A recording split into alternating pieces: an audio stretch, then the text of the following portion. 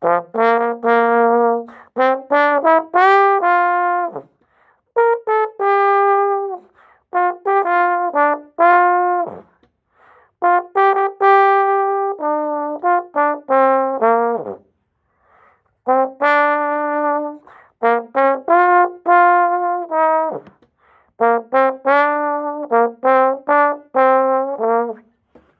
my name is Will Gamache and I play the trombone, and today we're going to talk a little bit about articulation.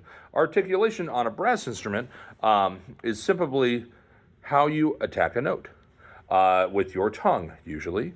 Our standard articulation on a brass instrument, where it's not marked at all, we generally use a ta syllable in the middle range, and like the money notes, we call it, in the staff, the syllable is often ta, just regular old ta. Here's what an unarticulated quarter note sounds like with a ta syllable.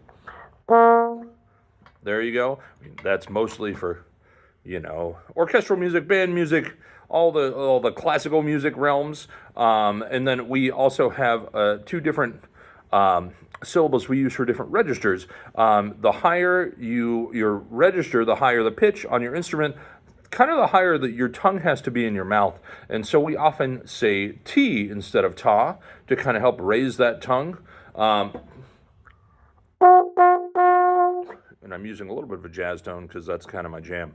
But we use that raised tongue for a T syllable. And then the low range, we usually, in the low brass world, use a toe. We have a nice relaxed embouchure, nice relaxed jaw, all that stuff.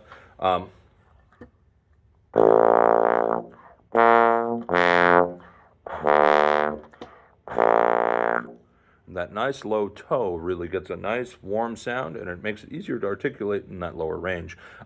In terms of writing on the page, we have a number of different syllables in terms of articulation. We've got that little short dot, just a little dot by itself. It's called a staccato mark. Staccato is simply short and separated. Nice and short. We've got that regular vanilla articulation we talked about, and then we've also got that tenuto mark, right? That little horizontal line, which simply means we want to make our notes a little bit longer and more connected, but still articulated. And then we have the slur, the big curved line. On most brass instruments, that means you don't use your tongue at all. On the trombone, it means sometimes we don't use our tongue, and sometimes we do. It's called a legato tongue. So we don't use our tongue and do a true slur when we change partials on the trombone.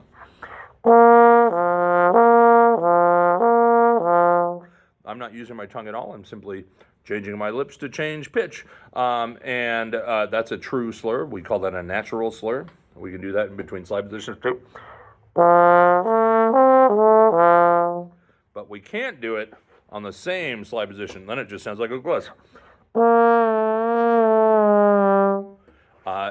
But what we do to kind of emulate a slur on the trombone is we use what's called a legato tongue. That's a da syllable instead of a ta syllable, and it's as smooth and connected as possible to try and fake the audience out to make it sound like a slur, right?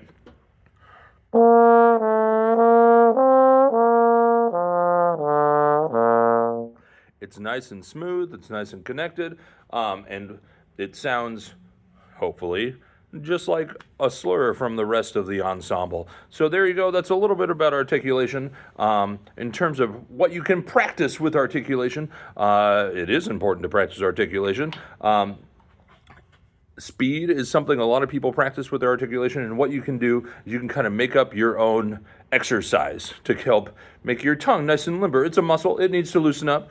And generally, articulation exercises can be any rhythm you want that you're struggling with. Say I've got, like, I don't know, eight 16th notes in a row, and I'm really struggling. So I'll start at a tempo that I can play perfectly clean, right? Oh, cool, that's pretty easy.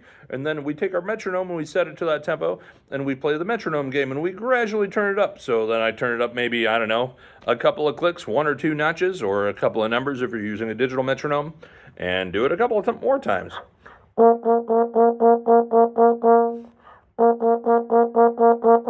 Okay, when that gets easy, then you crank it up a little faster, till eventually you're playing as quickly as you need to. And as you kind of get faster, you might start doing what we call double tonguing, which we will get into in a future video. So thanks very much. Please go practice your articulation speed and also practice different styles of articulation. Have a good day. Go practice.